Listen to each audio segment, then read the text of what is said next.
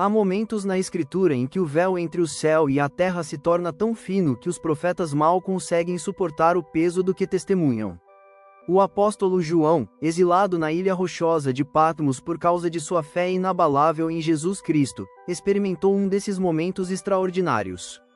Ele já havia visto visões que desafiariam a compreensão de qualquer ser humano, criaturas celestiais com múltiplos olhos, cavaleiros apocalípticos trazendo julgamento sobre a terra, e dragões escarlates guerreando nos céus. Mas nada o preparou para o que estava prestes a presenciar no capítulo 17 de Apocalipse. Este capítulo não é apenas mais uma sequência de símbolos misteriosos.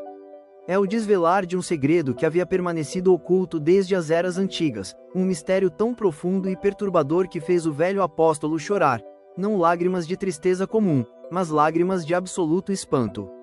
O que João viu naquele dia transcendeu qualquer experiência humana normal. Ele contemplou a essência da rebelião contra Deus em sua forma mais sedutora e perigosa, disfarçada em vestes de esplendor religioso e poder político. Para entendermos completamente o impacto desta revelação, precisamos nos colocar no lugar de João. Imagine um homem idoso, talvez com mais de 80 anos, exilado em uma ilha desolada, separado da igreja que amava, vivendo em condições difíceis. Este era o apóstolo que recostou sua cabeça no peito de Jesus durante a última ceia, que testemunhou a crucificação, que correu até o túmulo vazio na manhã da ressurreição. Agora, décadas depois, ele recebe uma visita angelical que o transporta para dimensões espirituais que poucos mortais já experimentaram. O convite angelical: vem, mostrar-te-ei. A narrativa começa com um dos 7 anjos que haviam derramado as taças da ira de Deus sobre a terra vindo até João com um convite específico e intrigante. Vem, disse o anjo, mostrar-te-ei o julgamento da grande prostituta que está assentada sobre muitas águas. Estas palavras simples carregavam um peso imenso. O anjo não estava prestes a mostrar a João apenas mais uma visão entre muitas, estava revelando o destino final de um sistema que havia corrompido reis e nações ao longo de toda a história humana. A escolha das palavras é profundamente significativa. O anjo não disse, vou te mostrar uma prostituta, mas, a grande prostituta, definida, específica, única. Esta não era uma referência genérica à imoralidade humana. Era a personificação de algo muito maior e mais perigoso, um sistema religioso político que havia seduzido a humanidade desde tempos imemoriais, desviando a adoração que pertencia somente a Deus e direcionando-a para ídolos, poder terreno e glória humana. O simbolismo da prostituta é particularmente poderoso quando entendemos o contexto bíblico. Ao longo de todo o Antigo Testamento, Deus frequentemente descrevia sua relação com Israel em termos matrimoniais. Ele era o marido fiel, Israel era sua esposa.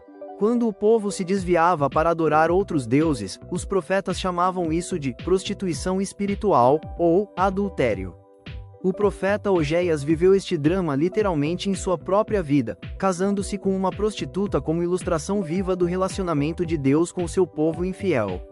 Portanto, quando João ouve sobre a grande prostituta, ele imediatamente reconhece que está prestes a testemunhar a manifestação final de infidelidade espiritual. Não se trata simplesmente de pecado individual ou imoralidade pessoal. É a apostasia sistêmica, a traição organizada, a sedução institucionalizada que se apresenta com aparência de religião legítima enquanto secretamente serve a outros mestres. O anjo especifica que esta prostituta está assentada sobre muitas águas. Mais tarde, no próprio capítulo, o anjo explicará que estas águas representam povos, multidões, nações e línguas. Esta é uma entidade com influência global, não limitada a uma única cultura ou região geográfica. Seu alcance é universal, sua sedução é transnacional, e sua corrupção permeia fronteiras que dividem a humanidade. Onde quer que haja pessoas, este sistema encontrou uma maneira de estabelecer sua influência corrupta. A visão no deserto. Uma mulher em escarlate. Então acontece algo notável. O anjo transporta João, em espírito, para um deserto. Esta mudança de cenário é altamente simbólica. Desertos na Escritura são lugares de teste, revelação e, frequentemente, de encontros com o divino. Foi no deserto que Israel vagou por 40 anos. Foi no deserto que Jesus foi tentado por Satanás. Foi no deserto que João Batista pregou arrependimento. Os desertos despem todas as pretensões. Ali, a verdade fica nua, sem adornos da civilização para esconder a realidade. Neste cenário árido e despojado, João vê algo que contrasta violentamente com o ambiente. Uma mulher vestida magnificamente, sentada sobre uma besta escarlate. A descrição dela é um estudo em contraste deliberado entre beleza externa e corrupção interna.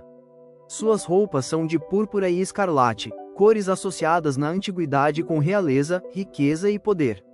Ela está adornada com ouro, pedras preciosas e pérolas, os tesouros mais valiosos que qualquer civilização antiga conhecia. Mas há algo profundamente perturbador nesta imagem opulenta. Em sua mão, ela segura um cálice de ouro, o tipo de taça que seria usada nas cerimônias mais sagradas do templo. Porém, este cálice não contém vinho de libação para adoração a Deus. Está cheio de abominações e imundícias de sua prostituição.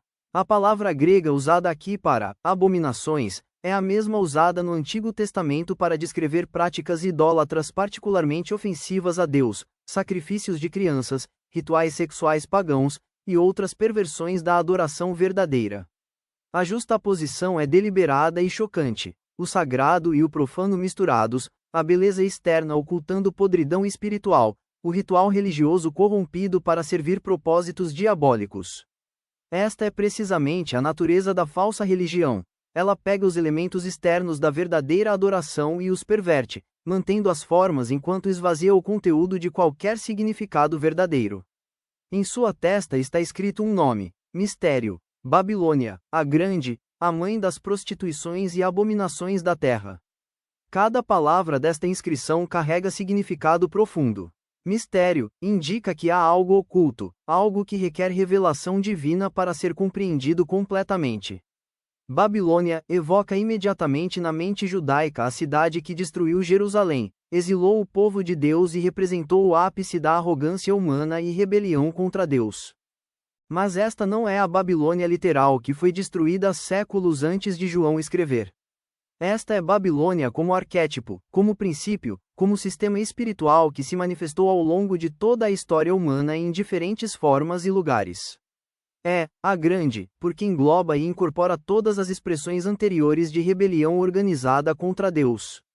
É Mãe, porque de sua influência corrupta nasceram inúmeros sistemas filhos que perpetuaram seus princípios de sedução espiritual. A besta escarlate. Uma aliança profana. A mulher não está sozinha. Ela cavalga uma besta escarlate, coberta de nomes blasfemos e tendo 7 cabeças e 10 chifres. Esta besta já havia aparecido anteriormente no Apocalipse, no capítulo 13, onde é descrita como emergindo do mar e recebendo o poder do próprio dragão, identificado como Satanás. A besta representa poder político e imperial, especificamente poder que se opõe a Deus e persegue seu povo. A relação entre a mulher e a besta é fascinante e complexa. Ela cavalga a besta, sugerindo controle ou direcionamento. Esta é a ilustração perfeita de como, ao longo da história, sistemas religiosos corruptos frequentemente cavalgaram sobre o poder político, usando a autoridade do Estado para impor suas doutrinas, perseguir dissidentes e enriquecer suas instituições. A religião falsa e o poder imperial tirânico sempre encontraram maneiras de formar alianças mutuamente benéficas, embora destrutivas para aqueles que buscam seguir a verdade. As 7 cabeças e 10 chifres não são meros detalhes decorativos. O anjo subsequentemente explicará que as 7 cabeças representam tanto os 7 montes quanto os 7 reis, enquanto os 10 chifres são 10 reis que receberão poder junto com a besta por 1 hora. Esta linguagem codificada faria sentido imediato para os primeiros leitores que viviam sob o Império Romano, especialmente aqueles em Roma, a cidade construída sobre 7 colinas. Mas a interpretação vai além da identificação histórica específica. Os números na profecia bíblica frequentemente funcionam em múltiplas camadas de significado. 7. O número da completude pode indicar a totalidade dos sistemas imperiais ao longo da história humana. 10. O número da plenitude pode representar o conjunto completo de poderes políticos que servirão aos propósitos da besta em sua manifestação final. O que é particularmente perturbador é a cor da besta, escarlate. Esta é a cor do sangue, e o versículo 6 explica o porquê. João vê que a mulher está embriagada com o sangue dos santos e com o sangue das testemunhas de Jesus. Esta imagem horrível revela que o sistema representado pela prostituta mantém seu poder não apenas através de sedução espiritual, mas também através de perseguição violenta daqueles que se recusam a se curvar diante dele. O espanto de João. Maravilhei-me com grande espanto. É neste ponto que a reação de João é registrada, e ela é surpreendente. O texto diz que ele maravilhou-se com grande espanto. A palavra grega usada aqui, taumazo, pode significar maravilhar-se ou admirar-se, mas também pode carregar conotações de ser levado ao espanto, ao choque, à perplexidade profunda. Alguns tradutores acreditam que João ficou tão impactado que quase caiu na armadilha de admirar a mulher por sua aparência magnífica antes de compreender sua verdadeira natureza. O anjo imediatamente percebe a confusão de João e pergunta: por que te maravilhas? É como se o anjo estivesse dizendo: não deixe que a aparência externa o engane. Deixe-me explicar o mistério desta mulher e da besta que a carrega. O espanto de João é compreensível. Ele estava vendo a encarnação de séculos de engano espiritual, a síntese de todo o sistema religioso falso que já desviou a humanidade do Deus verdadeiro. O que causou este espanto particular? Talvez fosse a beleza sedutora da mulher contrastando com sua natureza assassina. Talvez fosse a percepção de quão facilmente massas de pessoas ao longo da história foram enganadas por sistemas que pareciam oferecer significado espiritual enquanto secretamente serviam ao poder e à ganância. Talvez fosse o reconhecimento de que até mesmo pessoas sinceras, buscando a Deus genuinamente, poderiam ser capturadas por sistemas que se apresentavam como representantes de Deus na Terra enquanto na verdade o traíam. João havia vivido tempo suficiente para ver a igreja primitiva começar a enfrentar falsos mestres. Ele havia escrito em suas epístolas sobre anticristos que saíam de dentro da própria igreja. Ele havia alertado contra aqueles que diziam conhecer a Deus mas negavam seu poder através de suas ações. Agora, nesta visão, ele estava vendo o florescimento completo desta tendência, a manifestação final de apostasia que seduziria nações inteiras. A explicação angelical, desvendando o mistério. Reconhecendo a necessidade de clarificação, o anjo começa a explicar o mistério. A besta que viste era e já não é, diz o anjo, usando uma linguagem que deliberadamente inverte e paródia as descrições de Deus como aquele que era, que é, e que há de vir. Esta besta é uma falsificação, uma paródia diabólica da eternidade e soberania de Deus. E há de subir do abismo, continua o anjo. O abismo é o lugar de confinamento de poderes demoníacos, o aprisionamento temporário de forças espirituais malignas. A besta emerge deste lugar de escuridão espiritual, indicando que seu poder não é meramente humano ou político, mas tem raízes em reinos espirituais sombrios. Ela é energizada por forças além do natural. E irá à perdição, conclui o anjo, revelando o destino inevitável da besta. Não importa quão poderosa ela pareça, não importa quantas nações ela subjugue, não importa quantos santos ela mate, seu fim está selado. A perdição é seu destino certo. Esta é uma palavra de conforto para aqueles que sofrem sob sistemas opressivos. A justiça de Deus prevalecerá, e o mal não triunfará eternamente. E os que habitam na terra se admirarão, avisa o anjo, identificando uma divisão entre duas categorias de pessoas.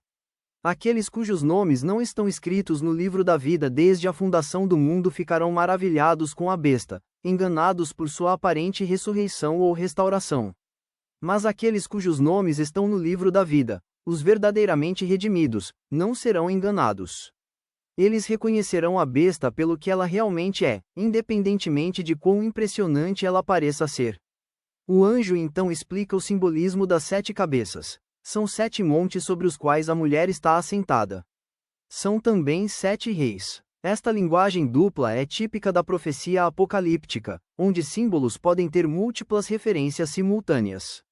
Os 7 montes certamente evocavam Roma para os leitores originais, a cidade das 7 colinas que dominava seu mundo. Mas os 7 reis indicam uma sequência de poderes ou governos, possivelmente representando diferentes fases ou manifestações de poder imperial ao longo da história. 5 caíram, um existe, e o outro ainda não é vindo, explica o anjo, localizando João e seus leitores em um ponto específico desta sequência. Esta era uma forma de dizer: vocês estão vivendo no 6º estágio desta progressão, mas há ainda um 7º que virá, e quando vier, durará apenas um pouco de tempo. Então vem uma declaração misteriosa: e a besta que era e já não é ela também o 8º, e é do 7, e vai à perdição.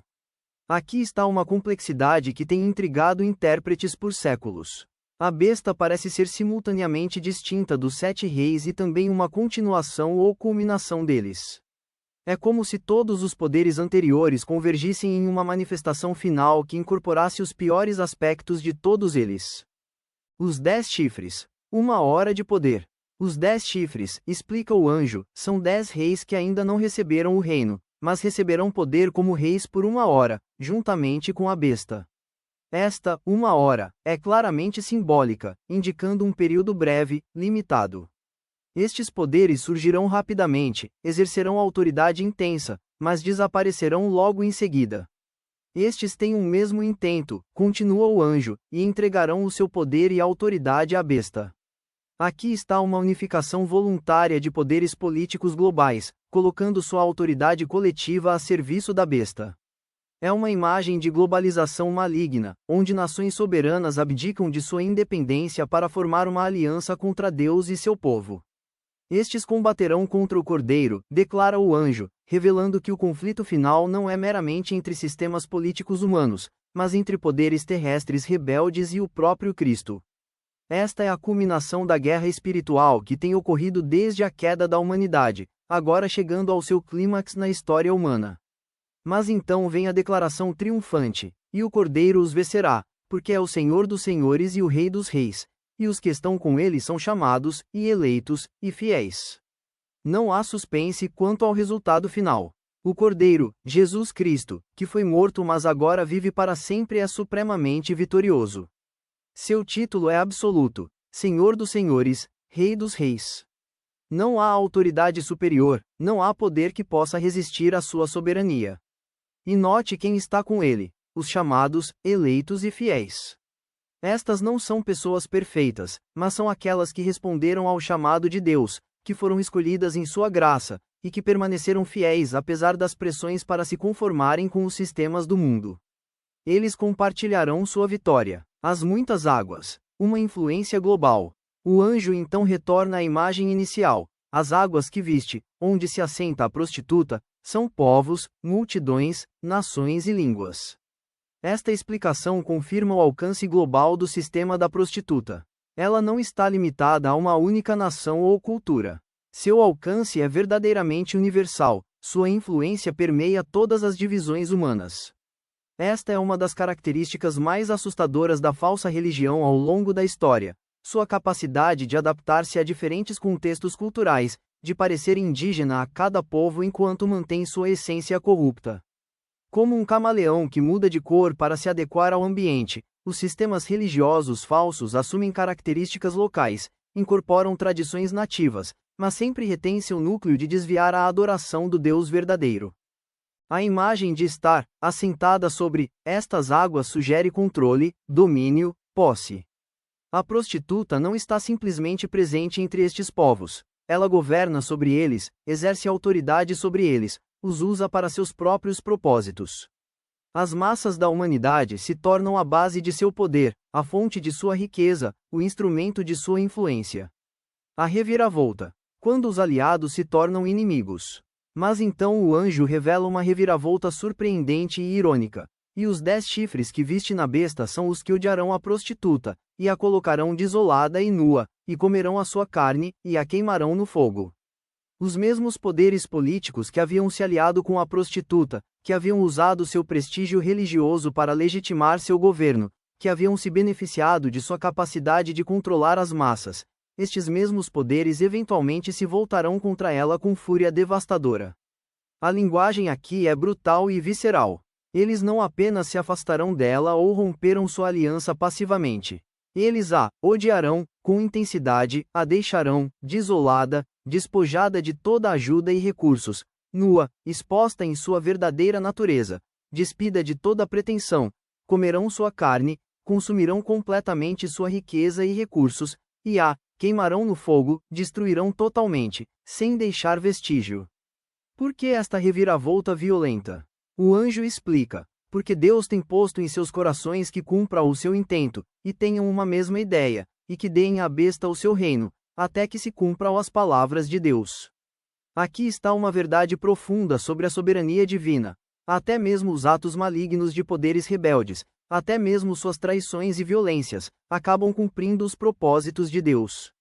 Isto não significa que Deus causa ou aprova o mal. Significa que Deus é tão soberano que pode trabalhar até mesmo através das escolhas malignas de seres livres para realizar seus propósitos justos. Os 10 reis pensam que estão agindo por sua própria vontade quando destroem a prostituta, mas na verdade estão executando o julgamento que Deus já havia decretado sobre ela. Há também uma lógica histórica nesta reviravolta. Ao longo da história, alianças entre religião e política frequentemente terminam em traição. O poder político eventualmente se cansa de compartilhar autoridade com sistemas religiosos, especialmente quando estes sistemas acumulam riqueza e influência que rivalizarão com o Estado. O totalitarismo político final não tolerará nenhum rival, nem mesmo religiões que anteriormente o apoiavam. A besta, representando o poder político absoluto, eventualmente tentará eliminar todos os outros centros de autoridade. A identificação final: a mulher é a grande cidade. O anjo conclui sua explicação com uma declaração clara: e a mulher que viste é a grande cidade que reina sobre os reis da terra. Para os leitores originais do primeiro século, isto teria evocado imediatamente Roma, o centro do império que dominava o mundo conhecido, a cidade que havia se tornado sinônimo de poder, luxo e perseguição aos cristãos. Mas novamente, como em toda profecia apocalíptica, o símbolo transcende qualquer referência histórica única. A grande cidade representa mais do que Roma literal. É qualquer centro de poder que se exalta contra Deus, qualquer civilização que coloca sua confiança em força militar e riqueza material ao invés de justiça e verdade, qualquer sistema urbano que se torna um ímã para a corrupção espiritual e moral. As cidades na Escritura frequentemente representam a culminação dos esforços humanos para criar civilização à parte de Deus. Começou com Caim construindo uma cidade depois de matar Abel e ser amaldiçoado por Deus. Continuou com Babel, onde a humanidade tentou construir uma torre até os céus como monumento à sua própria grandeza. Sodoma e Gomorra se tornaram sinônimos de depravação urbana. E agora, no Apocalipse, a grande cidade representa a manifestação final de civilização humana organizada em oposição a Deus. É significativo que o anjo use o tempo presente. A mulher é a grande cidade, não será ou representa. Isto sugere uma identificação contínua através da história. Em qualquer era, há manifestações deste princípio da Babilônia. Sistemas religiosos políticos que seduzem nações, acumulam riqueza através de exploração, perseguem os fiéis, e eventualmente são julgados por Deus. Implicações teológicas. O padrão ao longo da história. O mistério que fez João chorar de espanto não é meramente um quebra-cabeça profético para ser decifrado. É uma revelação profunda sobre padrões que se repetem ao longo de toda a história humana, padrões que continuam até nossos próprios dias. Deixe-me explorar algumas das implicações teológicas mais profundas desta visão. Primeiro, há o princípio da sedução espiritual. A prostituta não força ninguém. Ela seduz. Ela não aparece feia e obviamente má. Ela se apresenta de forma atraente, adornada com esplendor. Esta é uma lição crucial. O perigo espiritual mais sutil não vem de oposição aberta a Deus, mas de sistemas que se parecem com religião verdadeira enquanto secretamente servem a outros mestres. Jesus alertou que falsos profetas viriam em pele de ovelha, mas interiormente seriam lobos vorazes. A prostituta do Apocalipse é a manifestação corporativa deste princípio. Segundo, há a aliança profana entre religião falsa e poder político. Esta tem sido uma constante na história humana.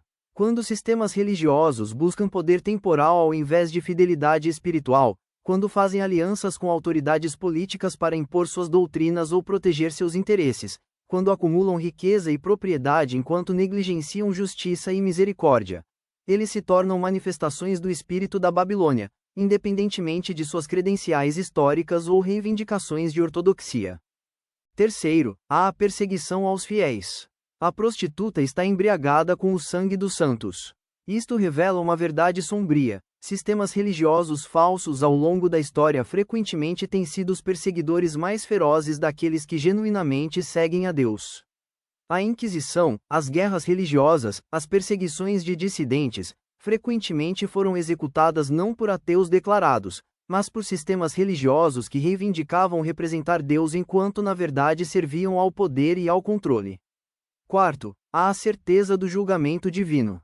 A prostituta pode parecer invencível, assentada confortavelmente sobre muitas águas, adornada com ouro e pedras preciosas.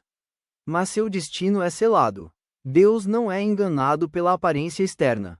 Ele vê o cálice cheio de abominações, o sangue dos santos em suas mãos. E seu julgamento é certo. Esta é uma palavra de conforto para todos que sofrem sob sistemas opressivos. A justiça de Deus prevalecerá. Quinto, há a soberania de Deus sobre a história. Mesmo quando parece que forças malignas estão triunfando, mesmo quando a prostituta cavalga com confiança sobre a besta, Deus permanece no controle. Os 10 reis pensam que agem por sua própria vontade quando destroem a prostituta, mas estão cumprindo o propósito de Deus. Esta é uma verdade profunda. Deus é tão soberano que pode trabalhar até mesmo através das ações malignas de agentes livres para realizar seus propósitos justos. Aplicações práticas. O que isto significa para nós hoje?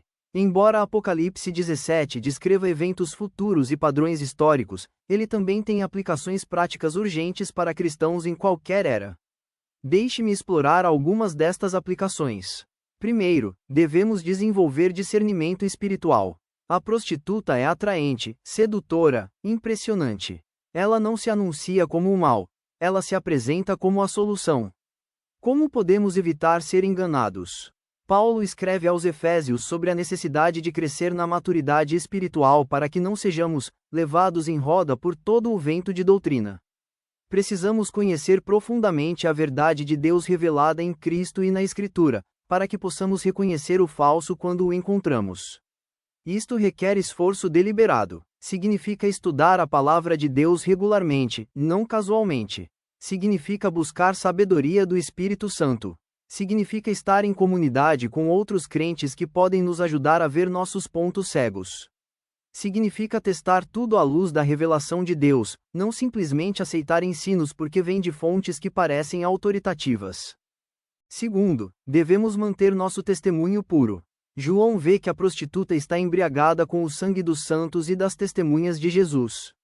Isto significa que haverá um custo em manter fidelidade a Cristo em um mundo que abraça sistemas babilônicos. Podemos enfrentar oposição, ridicularização, perda de oportunidades, e em alguns contextos, até perseguição física.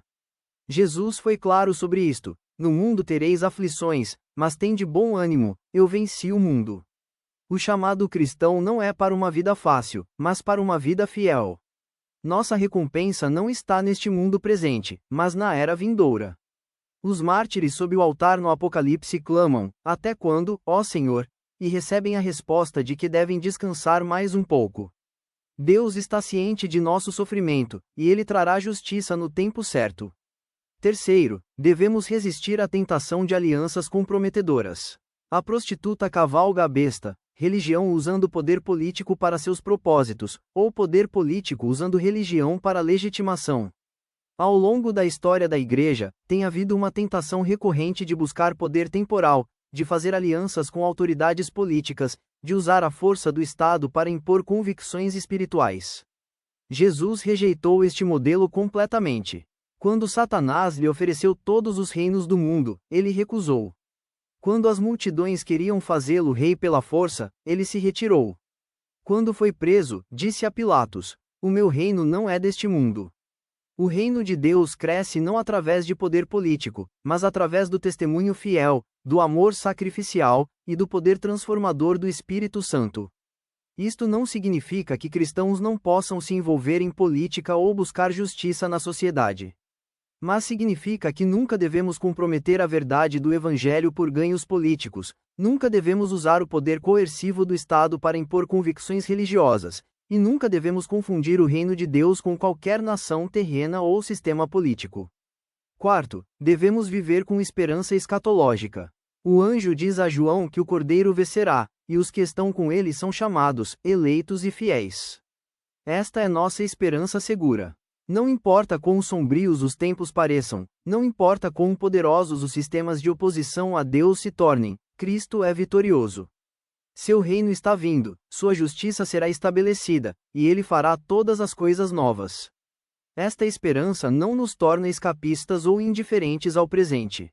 Pelo contrário, nos capacita a viver com coragem e fidelidade agora, sabendo que nosso trabalho não é em vão. Podemos nos opor à injustiça sem desespero, podemos sofrer perseguição sem perder a esperança, podemos testemunhar de Cristo mesmo quando parece não haver fruto, porque sabemos que o fim da história já está determinado. O Cordeiro vence. O espanto continua. Uma mensagem para cada geração. O espanto de João não foi apenas uma resposta emocional momentânea. Foi um reconhecimento profundo de verdades que transcendem qualquer era particular. Cada geração de cristãos precisa redescobrir estas verdades, precisa experimentar seu próprio espanto ao reconhecer como os padrões descritos em Apocalipse 17 continuam se manifestando em novas formas. Em nosso próprio tempo, vemos a sedução da prostituta em sistemas que prometem significado espiritual sem transformação verdadeira, que oferecem rituais sem relacionamento, que acumulam riqueza em nome de Deus enquanto negligenciam os pobres. Vemos a besta em totalitarismos políticos que não toleram nenhuma autoridade rival, em sistemas que exigem lealdade absoluta e perseguem dissidentes. Vemos a aliança entre eles em contextos onde religião se torna serva do nacionalismo, onde a cruz é usada para justificar a espada, onde o nome de Cristo é invocado para abençoar agendas que contradizem completamente seu ensino. Mas também vemos a fidelidade dos santos, aqueles que se recusam a curvar-se diante da besta, que mantêm seu testemunho mesmo sob custo pessoal, que escolhem sofrer ao invés de comprometer, que amam não suas vidas até a morte. Estes são os chamados, eleitos e fiéis que estarão com o Cordeiro quando ele vencer. O mistério revelado a João não é um quebra-cabeça para satisfazer curiosidade intelectual. É um chamado à vigilância espiritual, à fidelidade inabalável, e à esperança escatológica. É um aviso contra a sedução espiritual e um lembrete de que Deus permanece soberano sobre toda a história humana. Conclusão: o Cordeiro digno de seguir. Ao final, a mensagem de Apocalipse 17 é menos sobre a prostituta e a besta, e mais sobre o Cordeiro. Sim, sistemas malignos surgirão. Sim, haverá sedução e perseguição. Sim, o mal parecerá triunfar por um tempo. Mas o Cordeiro vence. Ele é o Senhor dos senhores e o Rei dos reis. Este Cordeiro é Jesus Cristo, que foi morto mas agora vive para sempre. Ele é aquele que amou a Igreja e se entregou por ela. Ele é aquele que lavou nossos pecados em seu próprio sangue. Ele é aquele que está preparando um lugar para nós na casa do Pai. Ele é aquele que voltará com poder e glória para julgar os vivos e os mortos e estabelecer seu reino eterno. A escolha diante de cada pessoa é clara: seguir a prostituta ou seguir o Cordeiro. A prostituta oferece prazeres temporários, poder terreno, riqueza material, mas o cálice em sua mão está cheio de abominações, e seu destino é destruição. O Cordeiro chama à cruz, à abnegação, e frequentemente ao sofrimento, mas ele oferece vida eterna, alegria indizível, e participação em seu reino eterno. João chorou de espanto ao ver a revelação deste mistério. Sua resposta é um modelo para nós. Quando compreendemos verdadeiramente a realidade espiritual do mundo em que vivemos, quando vemos claramente os padrões de sedução e oposição a Deus, quando reconhecemos a batalha cósmica entre o reino de Cristo e os sistemas da Babilônia, deveríamos também ficar espantados. Mas nosso espanto não deve nos levar ao desespero ou ao medo paralisante. Deve nos levar à adoração do Cordeiro que é digno, ao compromisso renovado de ser fiéis testemunhas, e à esperança confiante de que, apesar de todas as aparências contrárias, Cristo está no controle e sua vitória é certa. O mistério foi revelado. O julgamento foi decretado. O fim foi revelado. O Cordeiro vence. Esta é a mensagem que fez João chorar de espanto, e é a mensagem que deve moldar nossa vida e testemunho hoje. Que sejamos contados entre os chamados, eleitos e fiéis que estarão com ele naquele grande dia quando todo joelho se dobrará e toda língua confessará que Jesus Cristo é Senhor, para a glória de Deus Pai. Amém.